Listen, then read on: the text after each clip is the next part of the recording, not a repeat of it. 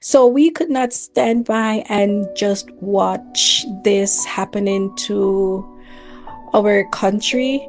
Most of our members are from Jamaica, and even though that does not influence where we help or who we help, it hits very close to home. And so it was a no-brainer. We're going to cancel our Christmas outreach and we're going to give assistance to those who are in need in Jamaica. Some of the things that we are focusing on, even though we have not heard from those on the ground yet, are non-perishable items, first aid kits, hygiene products, flashlights, water purification tablets, diapers, formulas, gloves, blankets, gently worn clothes, and shoes.